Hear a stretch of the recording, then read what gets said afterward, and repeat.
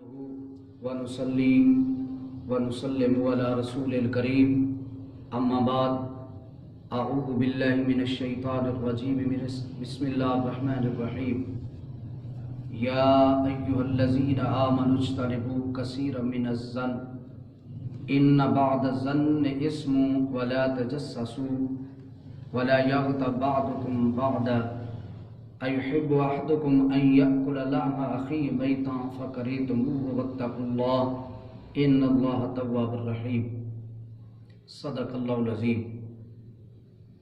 معزز ناظرین کرام، سورۃ الحجرات کی آیت نمبر 12 تلاوت کی ہے، جس میں رب کائنات نے ارشاد فرمایا، اے ایمان والو، اپنے آپ کو بدگمانیوں سے بچاؤ، بے شک بعض بدگمانیاں گناہ ہیں، اور جاسوسی نہ کیا کرو اور ایک دوسرے کی غیبت بھی نہ کیا کرو، کیونکہ کیا تم پسند کرتے ہو کہ تم میں سے کوئی شخص اپنے مردہ بھائی کا گوشت کھائے؟ تم اسے تو برا سمجھتے ہو، اور ڈرتے رہا کرو اللہ تعالیٰ سے، بے شک اللہ تعالیٰ بہت توبہ قبول کرنے والا ہے۔ معزز ناظرین کرام، سورۃ الحجرات کی آیت نمبر 12 کے تحت پہلے 2 نشستوں میں گفتگو ہو چکی ہے۔ اس آیت بینہ میں اللہ تبارک و تعالی نے اہل ایمان کو 3 برائیوں سے اور 3 گناہوں سے بچنے کا حکم دیا۔ پہلا فرمایا اجتنبوا کثیرا من الظن، اپنے آپ کو بدگمانی سے بچاؤ، ولا تجسسوا، اور جاسوسی نہ کرو، یعنی دوسروں کے عیب ڈھونڈنے میں نہ لگے رہو۔ ان 2 موضوعات پر میں گفتگو کر چکا ہوں، اور آج بھی جو آپ کے سامنے موضوع عرض کر رہا ہوں انتہائی توجہ طلب موضوع ہے، اور یہ ایک ایسا گناہ ہے جس میں ہر شخص جو ہے کثرت سے مبتلا ہوتا جا رہا ہے، اور یہ گناہ دیکھنے میں تو یہ بہت ہی ہمیں ہلکا نظر آتا ہے، لیکن بلکہ بعض اوقات تو ہم اس گناہ کو گناہ ہی نہیں سمجھتے، اور بعض لوگ تو اس گناہ کو معاذ اللہ اس طرح کرتے ہیں کہ جیسے کہ وہ کوئی ثواب کا کام کر رہے ہیں، اور وہ گناہ ہے کیا؟ اللہ تبارک و تعالی نے ارشاد فرمایا وَلَا يَغْتَبْ بَعْضُكُمْ بَعْضًا، آقا علیہ الصلوٰۃ والسلام نے فرمایا ایک دوسرے کی غیبت نہ کرو۔ غیبت ایک ایسا گناہ ہے اور ایک ایسا جرم ہے کہ اللہ تبارک و تعالی نے جس طرح قرآن مجید برہان رشید میں اس کی مذمت کی ہے، یا آقا علیہ الصلوٰۃ والسلام نے اپنی زبان اقدس سے اس غیبت کی مذمت کی ہے، تو یہ بہت بڑا گناہ ہے دین اسلام میں۔ اب غیبت کہتے کسے ہیں؟ میں سب سے پہلے آپ کے سامنے غیبت کی تعریف عرض کرتا ہوں۔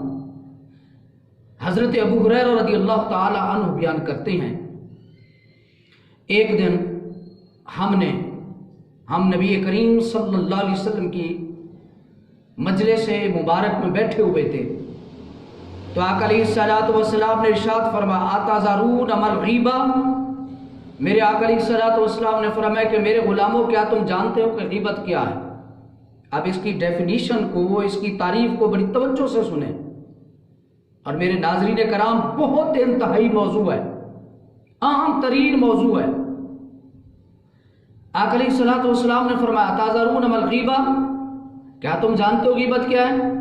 صحابہ نے عرض کیا اللہ و رسول عالم، یا رسول اللہ صلی اللہ علیہ وسلم، یا خدا جانتا ہے یا مصطفیٰ جانتا ہے؟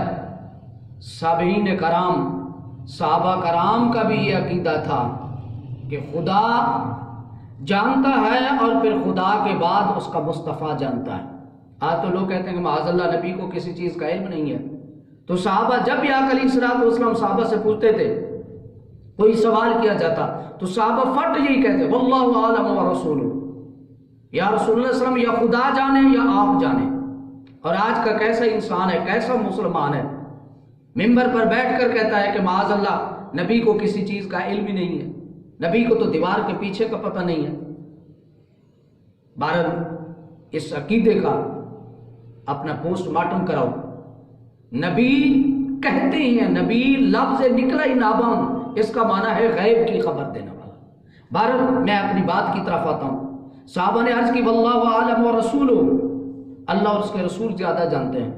آپ صلی اللہ علیہ وسلم نے فرمایا میرے غلاموں سنو، ذکر کا اخا کا بما یکرہ، آقا علیہ الصلوۃ والسلام نے فرمایا غیبت اس کو کہتے ہیں کہ اپنے مسلمان بھائی کے ان عیوب کا ذکر کرنا جس کا ذکر کرنا وہ ناپسند کرتا ہو، اس کو غیبت کہتے ہیں۔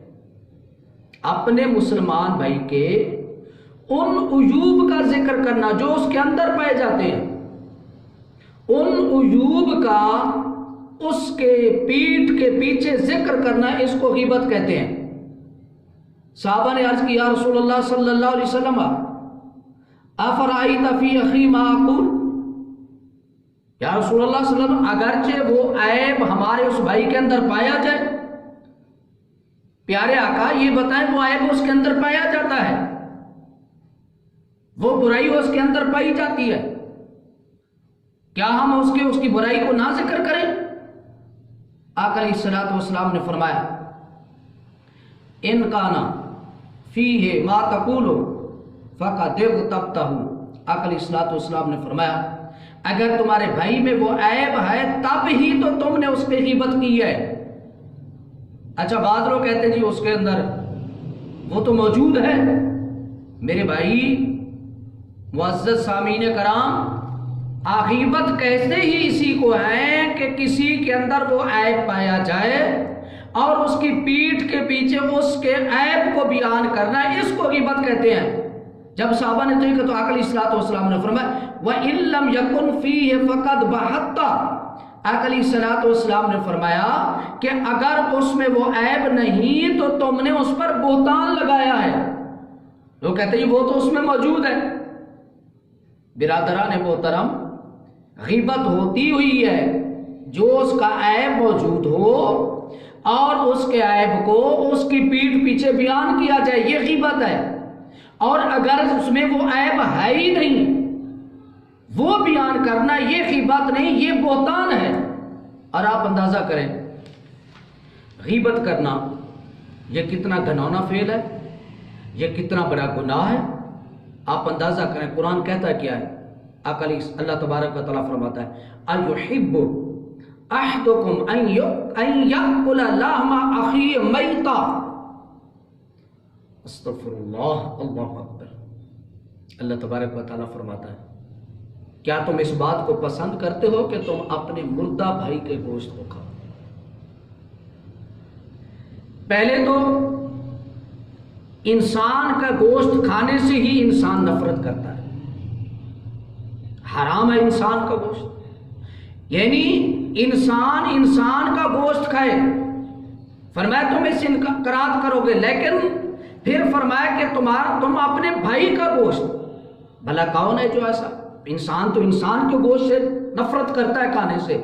اللہ تبارک و تعالیٰ نے انسان کے گوشت کا نہیں کہا اَيُحِبُّ أَحَدُكُمْ أَن يَأْكُلَ لَحْمَ أَخِيهِ، اپنے بھائی کا گوشت کھانا یہ یقیناً اس سے زیادہ کراہت والی بری چیز ہے۔ لیکن اس سے آگے فرمایا کہ اللہ تعالیٰ نے فرمایا میتا، خالی بھائی کی بات نہیں ہے، مردہ بھائی کا گوشت کھانا، یعنی جو بندہ کسی دوست کا، کسی بھائی کا، اپنے مسلمان بھائی کی اس کی پیٹھ کے پیچھے اس کی برائیاں کرتا ہے، اس کے عیوب کو بیان کرتا ہے، گویا ایسا ہے کہ وہ اپنے مردہ بھائی کے گوشت کو کھا رہا ہے۔ اللہ اکبر۔ آج تو ہماری جب مجلسیں ہوتی ہیں، گھر میں دوست اکٹھے، گھر میں گھر والے اکٹھے بیٹھتے ہیں، محفل میں دوست اکٹھے بیٹھتے ہیں، تو کیا کرتے ہیں؟ محفل مشغلہ یہی ہوتا ہے کہ دوسروں کے جو ہے عیوب بیان کرنا شروع کر دینا، دوسروں کے عیب بیان کرنا شروع کر دینا۔ اور آقا علیہ الصلوۃ والسلام نے اس کے بارے میں کیا فرمایا؟ نبی رحمت صلی اللہ علیہ وسلم نے ارشاد فرمایا، نبی رحمت صلی اللہ علیہ وسلم نے فرمایا کہ الغیبۃ اشد من الزنا۔ آقا علیہ الصلوۃ والسلام نے ارشاد فرمایا کہ غیبت جو ہے وہ زنا سے بھی بڑا گناہ ہے۔ غیبت کرنا زنا کرنے سے برا گناہ ہے۔ صاحب نے پوچھا یا رسول اللہ صلی اللہ علیہ وسلم کیف الغیبہ اشد من الزنا؟ یا رسول اللہ صلی اللہ علیہ وسلم غیبت زنا سے کیسے بڑا گناہ ہے؟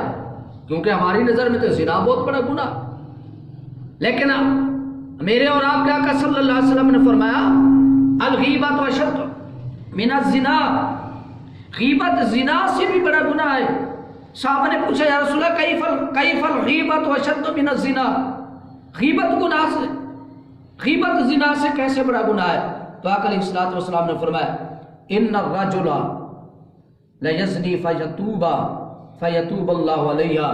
آقا علیہ الصلوۃ والسلام نے فرمایا اگر کوئی بندہ زنا کرے، اللہ سے توبہ کرے، معافی مانگے، اللہ اس کے اس زنا کے گناہ کو معاف کر دیتا ہے۔ لیکن غیبت ایک ایسا گناہ ہے، اس سے بندہ اگر اللہ سے 1000 مرتبہ معافی مانگے، اللہ اس کے معاف نہیں کرتا، کیونکہ جب تک جس کی غیبت کی ہے، جب تک اس سے معافی نہیں مانگے گا، جب تک وہ نہیں معاف کرے گا، اس وقت تک تو اللہ تبارک و تعالیٰ بھی معاف نہیں فرمائے گا۔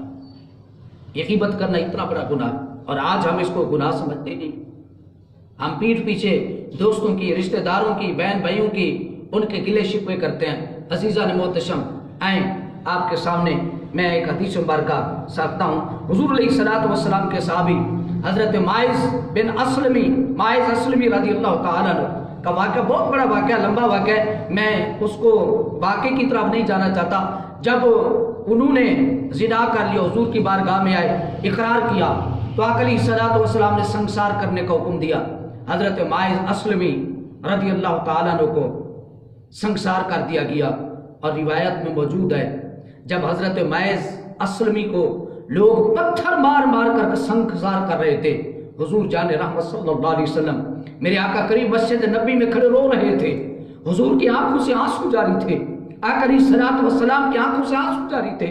کسی نے کہا کہ یا رسول اللہ صلی اللہ علیہ وسلم، آقا سزا بھی خود دی ہے اور روتے بھی خود ہیں۔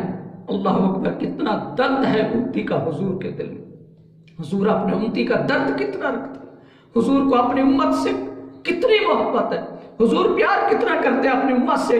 آقا علیہ الصلوۃ والسلام رو رہے ہیں۔ کسی صحابی نے کہا آقا سزا بھی خود دی ہے، روتے بھی ہیں۔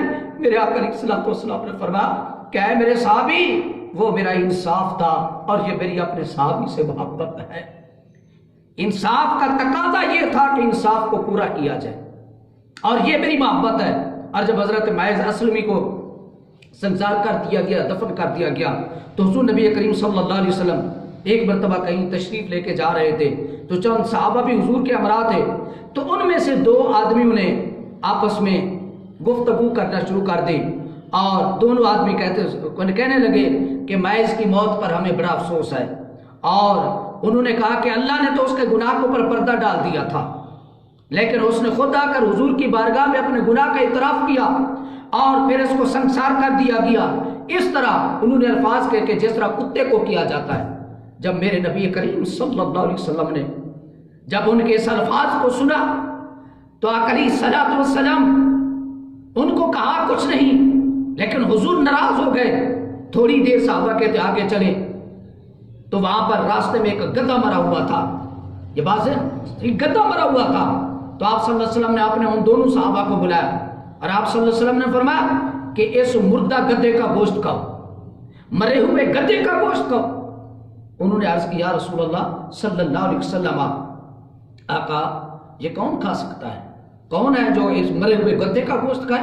آقا علیہ الصلوۃ والسلام نے فرمایا فما نلتما من ارد اخیکما اشد منہ، आका अलैहिस्सलाम ने फरमाया कि तुम मुर्दा गद्दा खाने से तो नफरत करते हो, लेकिन अपने भाई मुर्दा भाई का गोश्त खाते हो। उन्होंने कहा रसूलल्लाह कैसे?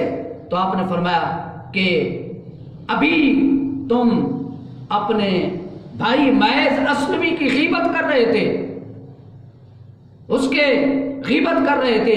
तो आका अलैहिस्सलाम ने फरमाया जब तुमने अपने भाई की गीबत की है तो ऐसे है कि जिस तरह तुमने मुर्दार खाया है, मुर्दा गोश्त खाया है। तो सामीन मोहतशम, अल्लाह के नबी करीम सल्लल्लाहु अलैहि वसल्लम ने किस तरह तरबियत भी फरमाई है और ये भी बताया है कि अगर कोई शख्स अपने भाई की गीबत करता है तो अल्लाह तबारक व तआला उसको ये सजा अता फरमाता है। एक और हदीस पाक गीबत से की एक इससे और इसकी तफसील आपके सामने आ जाएगी। उम्मुल मोमिनीन हजरत अम्मा सिद्दीक़ा रज़ियल्लाहु ताला अन्हा के बारे में ये वाक़या है कि एक मरतबा हुज़ूर अलैहिस्सलातु वस्सलाम की बारगाह में एक छोटे कद की औरत तशरीफ़ ले। अब हम भी अपने मुआशरे को देखें और फिर इस बात को देखें। अच्छा, जब वो चली गई तो उम्मुल मोमिनीन हजरत अम्मा सिद्दीक़ा ने आज़राह मजाक कहा कि ये औरत कितनी छोटी है, इतना ही लफ्ज़ किया कि ये औरत कितनी छोटी है। अच्छा, हमारा भी ये होता है, छोटे कद वाला आ जाए, कोई लंबा बंदा आ जाए, मोटा बंदा आ जाए, काना बंदा आ जाए, भेंगा बंदा आ जाए, अंधा बंदा आ जाए, हम लोग उसको मजाक उड़ाते हैं। कोडू, टिड्डा, लंबे, मोटू, ये हम उसका मजाक उड़ाते हैं। अब आगे हदीस पाक के अल्फाज को सुने। उम्मुल मोमिनीन ने कहा सिर्फ ये अल्फाज कहे कि या रसूलल्लाह इसका कद कितना छोटा है, सिर्फ इतने अल्फाज कहे कि इसका कद कितना छोटा है। तो जब आपने ये कहा तो आका अलैहिस्सलाम ने फरमाया ऐशा तुमने उसकी गीबत की है, तुमने उसकी गीबत की है, अल्लाह से माफी मांगो। अच्छा, उम्मुल मोमिनीन ने क्या कहा? अर्ज की या रसूलल्लाह उसका तो कद छोटा था, उसका कद छोटा था, इसमें तो कोई गलत बात आई नहीं। तो आका अलैहिस्सलाम ने फरमाया ऐशा बेशक उसका कद छोटा था। आप सल्लल्लाहु अलैहि वसल्लम फरमाया तुमने बात सच कही है, लेकिन अगर वो सुन लेती तो उसको जरूर तकलीफ होती। तो आका अलैहिस्सलाम ने फरमाया ऐशा इसी को गीबत कहते हैं।